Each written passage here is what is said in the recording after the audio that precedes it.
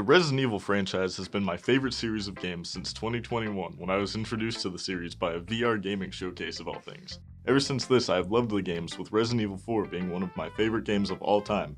This video is a basic overview of Resident Evils 1 through 8 and how it has evolved over the years, and how each game builds upon its predecessors to create a new experience and sometimes tore them down at the game's expense.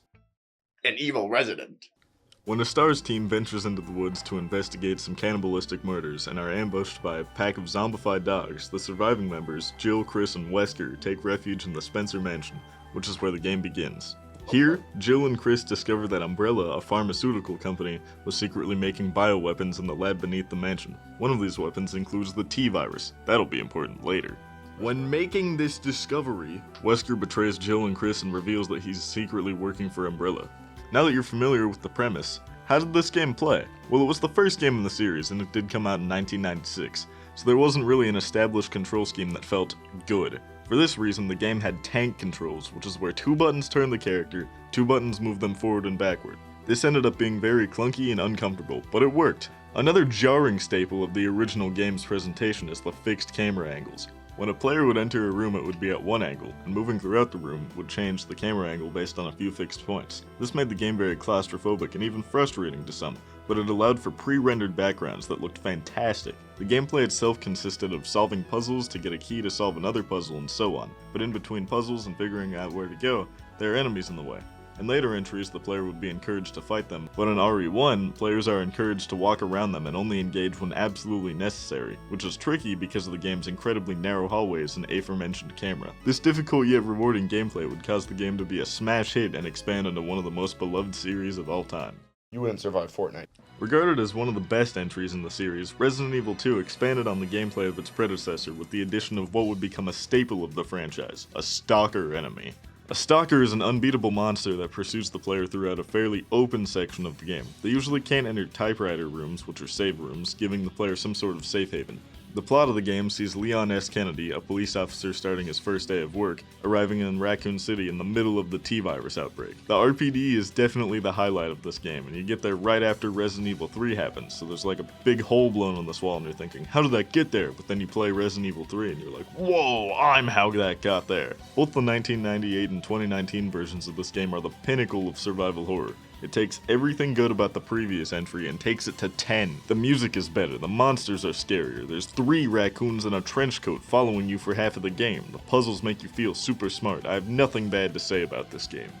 This is worse. Resident Evil 3 is another fantastic game, not unlike the first two, but rather than innovating and adding new concepts, it refines the mechanics from the previous games and creates a truly special experience. Remember Mr. X? The new stalker is Nemesis, a bioweapon created specifically to hunt down STARS agents. He follows you throughout the entire game, creating less of a scary and more of a stressful environment. It also changes the landscape drastically, letting you explore a decent chunk of Raccoon City rather than being confined to a labyrinth. That being said, the city certainly isn't shy on puzzles and offers gameplay on the same level of quality as the prior entries.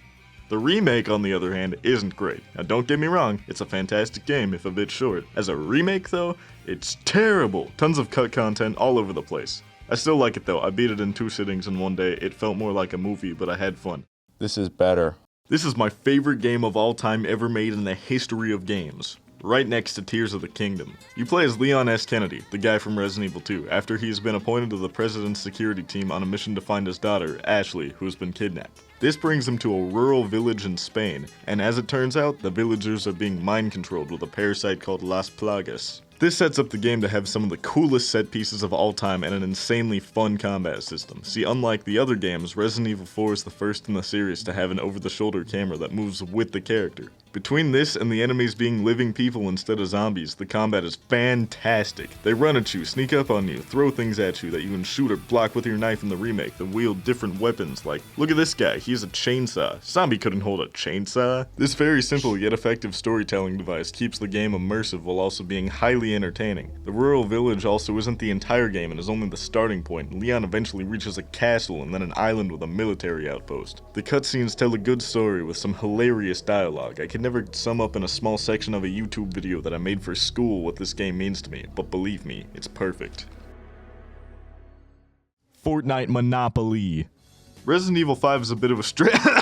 is a bit of a strange one. You play as Chris, one of the main characters from the first game, along with his partner, Sheva, on a mission in Africa to apprehend a black market bioweapons dealer. Rather than Sheva being a damsel in distress to constantly worry about, she fights alongside you and can even be controlled by another player. That's right, this is the first mainline entry with multiplayer. The game has virtually the same gameplay as 4, but with the added bonus of multiplayer and a more arcadey feel, if that makes sense. For example, instead of a merchant that the player encounters, items and upgrades are purchased from a menu in between levels. Not to mention that there are levels. This game lets the player pick which section of the game they want to play, while all of the others before it were in one big piece. The story is so unbelievably silly and also really fun. Like, the final boss fight is in a volcano and you punch a boulder to move it out of the way instead of, I don't know, rolling it? I don't want to But it's really funny. Not a big fan of Transformers. Resident Evil 6 took the series completely off the rails. I personally loved it, but it was not well received by the general fanbase. The story was bloated, having 4 campaigns with 5 levels each, not to mention the game was level-based, which I personally don't love, but it makes sense for having multiplayer. The game's 4 campaigns feature fan-favorite characters and intersecting stories, which again, I love, but that's not a popular opinion. A large complaint is the excessive use of QuickTime events, a button prompt that the player is given during a cutscene, often determining whether they will have to watch it all over again or not. The story reached such a large scale and expanded so far outside the realm of belief that something had to be done. Something had to be reset. Evilly reset. A resetadent evil. Resident Evil 7 served as a major turning point in the franchise. After it had evolved from a survival game to a Michael Bay film, it needed a refresher. Resident Evil 7 brought the series back to its roots of being primarily focused on horror, but with the new twist of being in first person. The story features a brand new protagonist, Ethan Winters, going to a plantation in Louisiana to save his wife, and things, as one might guess, don't go as planned. The first half of the game is divided into 3 sections, not unlike most of the previous game, but rather than ending with the 3rd section, it switches perspectives to Ethan's wife, Mia. You play through a fairly standard Resident Evil dungeon, if you will, without any of your previously acquired gear, stripping all sense of progression away from the player. This would be a fine intermission if it didn't last ages and take up the entire back half of the game. Great setup for a climactic boss fight, right? Wrong! You were then greeted with the most underwhelming, short, uncreative, unintuitive, gameplay barren boss fight I've ever seen. The game then promptly ends after being tossed a special weapon by Chris Redfield, which is a staple of the series, so that's actually pretty cool, and then flying away on a helicopter. I barely mentioned the story of this game, because if you can sit through the slog that is the second half and play Resident Evil 8 next, then it actually ends up being a pretty cool story. Brr, so cold.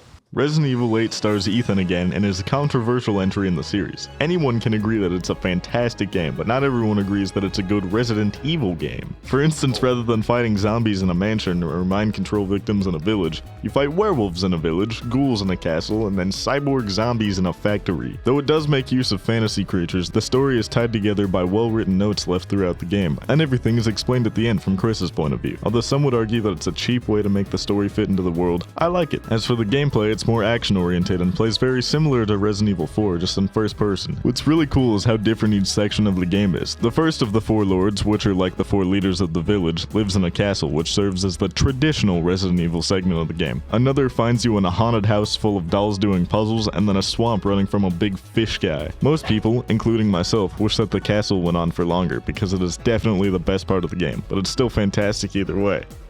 Hopefully this video provided you with some insight to the evolution of the Resident Evil franchise from the point of view of an average fan. If nothing else, I hope it was entertaining. See ya.